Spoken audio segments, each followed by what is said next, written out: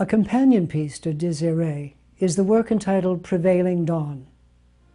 This second painting was completed in 1970, but was purchased and disappeared from public view 3 months after completion. In style, Prevailing Dawn is quite different from most of Mulleian's other work. There's something rather ethereal, enigmatic, and slightly foreboding about this piece. But there is an element of the surreal about it, too.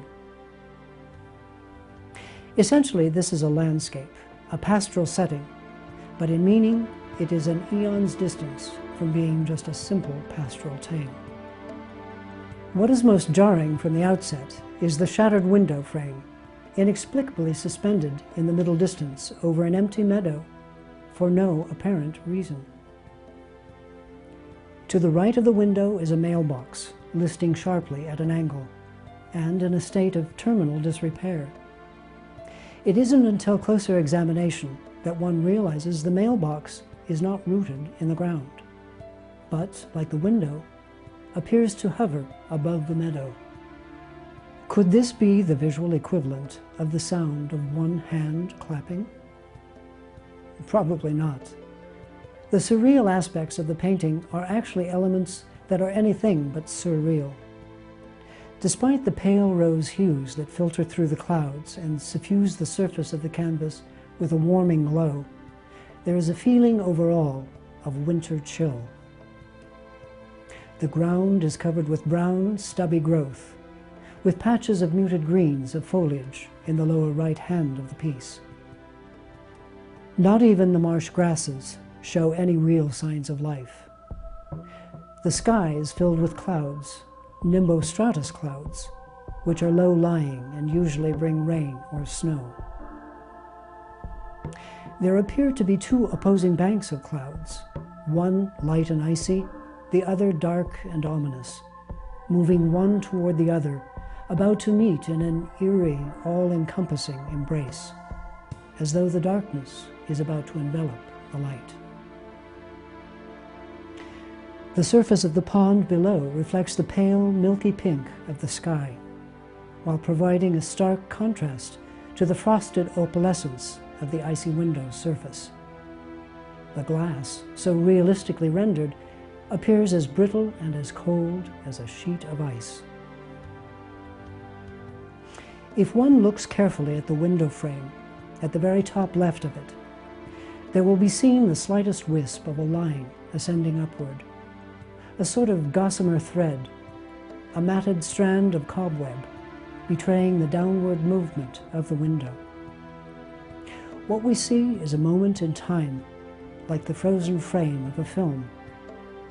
Both window and mailbox are falling from the sky. This is a picture of a post-apocalyptic moment, the frozen moment in time which reveals the first signs of a cataclysmic blast.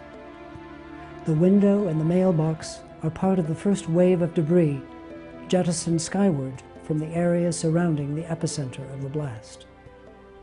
Essentially, we see here the volitional fallout of the hubris of mankind. Symbolically, the window is suggestive of many things, of a shattered, fragmented perspective, the remains of a now distorted paradigm, or as a metaphor for unconsciousness, a barrier between man and nature, as well as a barrier between man and himself, and his comprehension of future consequences. The window is neither useful as a clear perspective, nor as a protection from the harsh realities of the elements, nor prevailing circumstances. Likewise, the mailbox represents the message not received.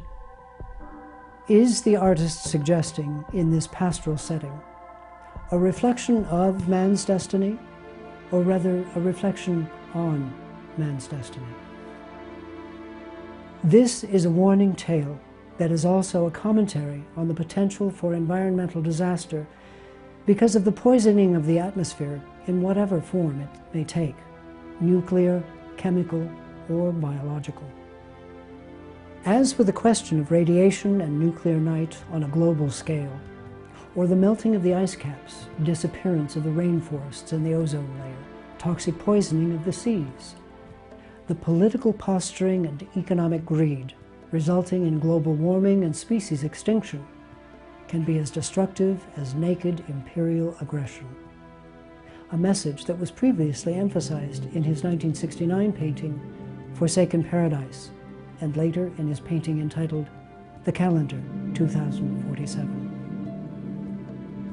But here, the central secret as to the meaning of this work lies within its composition, within the sum of all its parts. There are structural intersecting lines, all leading to the center of the work. The angular outlines of the opening in the clouds, the gently arching line along the knoll below them, the edge of the pond extending from lower left to center, the vanishing point of the open mailbox, the bottom edge of the window, all point inward. Likewise, at the very bottom of the work, just to the right of the center, is a secret passageway, presented in the form of a gnarled, meandering strand of barbed wire.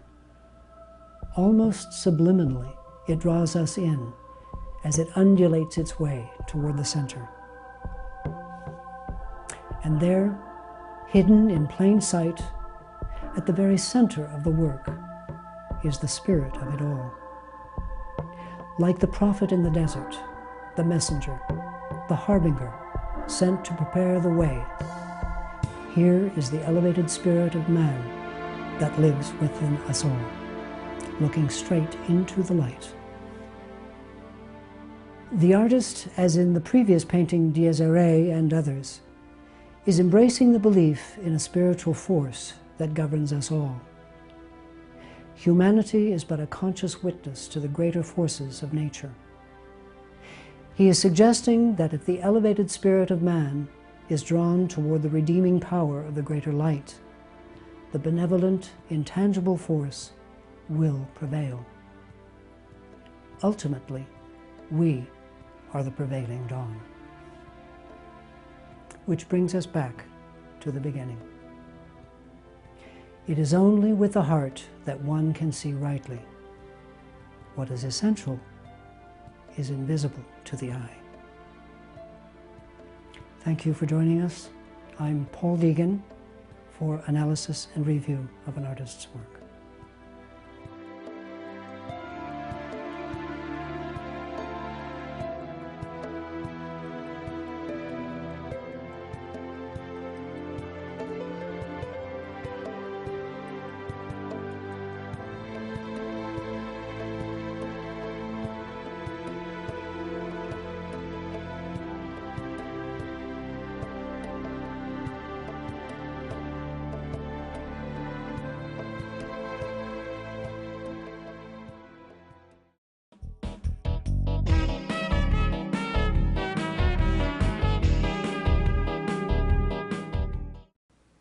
Well, that's our show for today. We hope this program has inspired you to use your creativity to create a better world. And we want to remind you that everyone can make a difference. Go out and make some positive news.